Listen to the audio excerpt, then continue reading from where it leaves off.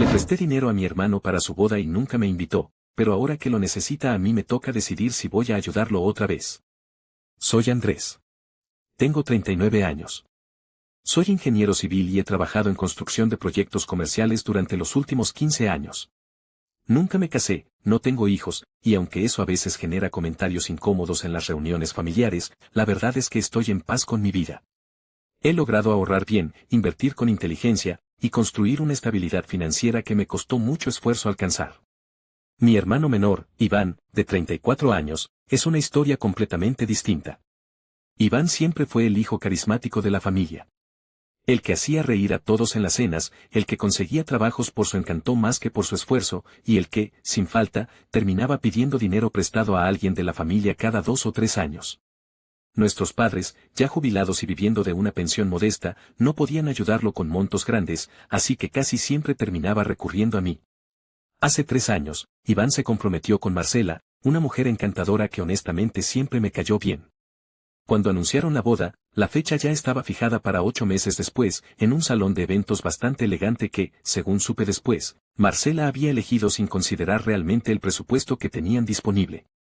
Iván me llamó un domingo por la tarde, nervioso, dando vueltas antes de llegar al punto. Me contó que necesitaban cerca de $12,000 para completar el pago del salón, el catering y algunos detalles de la ceremonia, porque lo que habían ahorrado no alcanzaba ni para la mitad. Le dije que lo pensaría, aunque en el fondo ya sabía que iba a ayudarlo. Es mi hermano, y a pesar de sus decisiones cuestionables, siempre he sentido la responsabilidad de estar ahí para él. Así que 2 semanas después le transferí el dinero completo, sin intereses, con la única condición de que me lo devolviera cuando pudiera, sin prisa, pero que lo hiciera. Iván me abrazó, literalmente lloró de la emoción, y me prometió que sería el padrino de honor en su boda, que estaría en la primera fila, que ese dinero era la prueba de que yo siempre había sido más que un hermano para él. Los meses siguientes transcurrieron con normalidad. Hablábamos cada semana, me mandaba fotos de los preparativos, me preguntaba mi opinión sobre el menú y hasta me pidió que lo acompañara a probarse el traje. Todo parecía indicar que la relación estaba mejor que nunca. Pero conforme se acercaba la fecha, empecé a notar algo extraño. Las invitaciones ya se habían enviado, y yo no había recibido la mía. Al principio pensé que se trataba de un simple descuido, algo lógico considerando el caos que implica organizar una boda. Le pregunté a Iván directamente, sin darle mucha importancia, y me dijo que no me preocupara, que obviamente yo estaba invitado, que tal vez se había perdido en el correo o que aún no habían terminado de repartir todas. Le creí. Faltaban aún 2 meses, así que no le di más vueltas al asunto. Un mes antes de la boda, mi mamá me llamó para preguntarme qué color de corbata iba a usar, porque según ella, todos los hombres de la familia debían coordinar con la paleta de colores del evento. Fue en ese momento cuando algo se sintió raro, porque mi mamá hablaba con total naturalidad de detalles del evento que yo no conocía, como la hora exacta de la ceremonia, el lugar de la recepción y hasta la lista de mesas. Le pregunté si ella tenía toda esa información porque había recibido su invitación formal, y me confirmó que sí, que la había recibido hacía semanas, junto con un sobre elegante con los detalles impresos. Colgué la llamada y me quedé pensando. Decidí escribirle un mensaje a Iván, esta vez siendo más directo, preguntándole si de verdad había una invitación con mi nombre, porque hasta ese momento no había recibido absolutamente nada, ni siquiera un mensaje informal confirmando el lugar y la hora. Su respuesta tardó casi un día completo en llegar, y cuando llegó, fue evasiva. Me dijo que las invitaciones formales solo se habían mandado a un grupo reducido de invitados por temas de espacio en el salón, pero que por supuesto yo iba a estar ahí, que era su hermano, que no necesitaba una tarjeta para saber que tenía un lugar reservado. No quise hacer un problema de algo que parecía menor, aunque la sensación incómoda no se me quitaba de encima.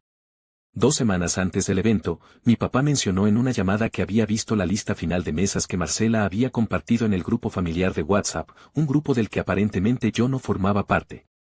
Le pedí que me la enviara, y cuando la vi, confirmé lo que ya sospechaba. Mi nombre no aparecía en ninguna mesa. Ni siquiera en la lista de invitados generales. Esa noche llamé a Iván directamente, sin rodeos, y le pregunté por qué mi nombre no estaba en ninguna parte del documento oficial de la boda. Hubo un silencio largo antes de que respondiera. Finalmente me dijo, con una voz que sonaba más incómoda que arrepentida, que Marcela había decidido reducir la lista de invitados por temas de presupuesto, y que como yo vivía en otra ciudad y probablemente no podría asistir de todas formas, habían decidido no incluirme para no generar un gasto extra en el conteo final del catering. Me quedé sin palabras por un momento.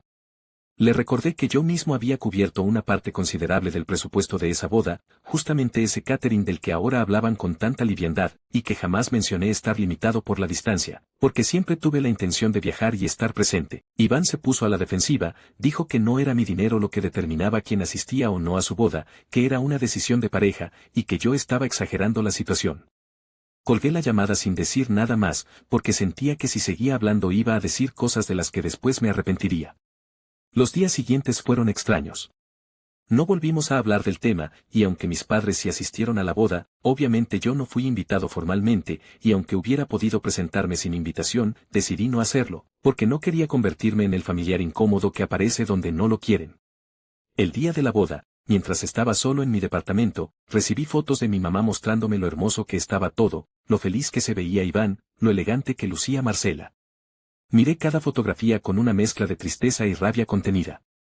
Ahí estaba mi hermano, celebrando el evento más importante de su vida, financiado en gran parte por mí, mientras yo pasaba la noche completamente solo, sin siquiera una llamada de agradecimiento simbólica. Actualización 1. Después de la boda, la relación con Iván se volvió distante. Hablábamos ocasionalmente, casi siempre iniciado por mis padres que insistían en que arregláramos las cosas, pero nunca llegamos a tener una conversación directa sobre lo que había pasado. Cada vez que intentaba mencionarlo, Iván cambiaba de tema o me decía que ya había pasado suficiente tiempo, que debía superarlo. 6 meses después de la boda, Iván me envió un mensaje preguntándome cómo estaba, algo raro considerando el silencio que habíamos mantenido. Después de un intercambio breve de cortesías, llegó al punto. Necesitaba dinero de nuevo. Esta vez para completar el enganche de un departamento que estaban comprando con Marcela, porque según él, el banco les había aprobado el crédito pero necesitaban un adicional de $7,000 que no tenían disponible. Le respondí con calma que necesitaba pensarlo, aunque en realidad ya sabía cuál iba a ser mi respuesta. Le recordé, sin dramatismo, que aún no había recibido ni un solo pago de los $12,000 que le presté para la boda, y que además, curiosamente, ese dinero había financiado un evento al que ni siquiera fui invitado. Iván se puso incómodo, dijo que sabía que me debía esa conversación pendiente, que las cosas habían estado complicadas económicamente después de la boda y que por eso no había podido devolver nada todavía, pero que este préstamo nuevo era diferente, que era una inversión real en su futuro y el de Marcela. Le dije que no. Fue la primera vez en mi vida que le negaba dinero a mi hermano, y sentí una mezcla extraña de culpa y alivio al hacerlo. Iván no lo tomó bien. Me dijo que era egoísta, que siempre había sido el hermano exitoso que no entendía las dificultades reales de la vida, que tenía dinero de sobra y no quería compartirlo con su propia familia. Le respondí que no se trataba de no querer compartir, sino de que necesitaba que él entendiera que las decisiones tienen consecuencias, y que excluirme de su boda después de que yo pagara buena parte de ella había sido una de esas decisiones. La llamada terminó mal. Iván colgó furioso, y no volvimos a hablar en varias semanas. Actualización 2. Un mes después, mi mamá me llamó angustiada. Me contó que Iván y Marcela habían tenido que cancelar la compra del departamento porque no lograron reunir el dinero del enganche a tiempo y que ahora estaban buscando otras opciones de vivienda, pero que los precios de renta también se habían complicado en la zona donde vivían. Sentí algo de pena al escucharlo, pero no lo suficiente como para reconsiderar mi decisión. Poco después me enteré, de nuevo por mi mamá, que la relación de Iván con Marcela había empezado a tensarse. Aparentemente, la frustración de no poder comprar el departamento había desatado discusiones más profundas sobre dinero, sobre las expectativas que ambos tenían de su vida en pareja, y sobre cómo Iván manejaba sus finanzas en general. Marcela, según supe, siempre había asumido que la familia de Iván era una red de apoyo financiero constante, y cuando esa red dejó de responder tan fácilmente, empezó a cuestionarse muchas cosas sobre la estabilidad de su matrimonio.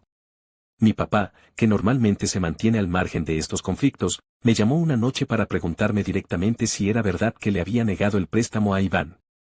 Le confirmé que sí, y le expliqué con calma toda la situación de la boda, algo que aparentemente nadie en la familia sabía con detalle, porque Iván nunca lo mencionó abiertamente. Mi papá se quedó en silencio un momento y luego me dijo que no tenía idea de que las cosas habían sido así, que lamentaba mucho que yo hubiera pasado por eso solo, y que entendía perfectamente mi decisión. Actualización 3. 8 meses después de la boda, Iván me llamó de nuevo, esta vez con un tono completamente distinto. Sonaba agotado, casi derrotado. Me contó que las cosas con Marcela se habían puesto muy mal, que estaban considerando separarse porque las discusiones por dinero se habían vuelto insostenibles, y que además había perdido su trabajo hacía 2 semanas debido a una reestructuración en la empresa donde trabajaba. Me pidió disculpas. Por primera vez en toda esta historia, sentí que la disculpa era genuina y no una estrategia para conseguir algo más. Me dijo que había pensado mucho en lo que pasó con la boda, que sabía que se había equivocado al no incluirme, que en su momento lo justificó pensando que Marcela tenía razón sobre el presupuesto, pero que en el fondo sabía que estaba mal, que yo merecía estar ahí después de todo lo que había hecho por él. Le agradecí que finalmente lo reconociera, aunque le dejé claro que esa disculpa no cambiaba automáticamente la situación de la deuda pendiente. Me confesó que aún no había podido devolverme nada del dinero de la boda, y que ahora, con la pérdida de su trabajo, la situación era aún más complicada. No me pidió dinero directamente esta vez, solo quería hablar, quería reconectar conmigo como hermano, sin condiciones de por medio. Hablamos durante casi 2 horas esa noche. Le pregunté cómo estaba manejando emocionalmente todo lo que estaba pasando, y me confesó que había empezado a ir a terapia hacía unas semanas, algo que nunca había considerado antes, porque siempre pensó que pedir ayuda profesional era una señal de debilidad. Me sorprendió gratamente escuchar eso, porque mostraba una madurez que no había visto antes en él. Actualización 4. Han pasado casi 1 año y medio desde la boda de Iván, y las cosas han cambiado de una manera que no esperaba. Iván y Marcela finalmente se separaron hace 4 meses. La separación fue relativamente civilizada, sin grandes conflictos legales, principalmente porque no tenían propiedades ni hijos que dividir. Iván se mudó de vuelta con nuestros padres temporalmente mientras reorganizaba su vida.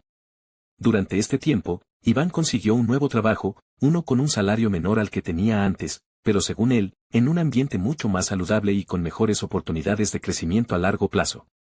Empezó a hacer pagos pequeños pero constantes hacia la deuda que tenía conmigo, algo que nunca antes había hecho de manera voluntaria. Cada mes, sin que yo se lo recordara, transfería lo que podía, a veces $100, a veces 200, dependiendo de su situación.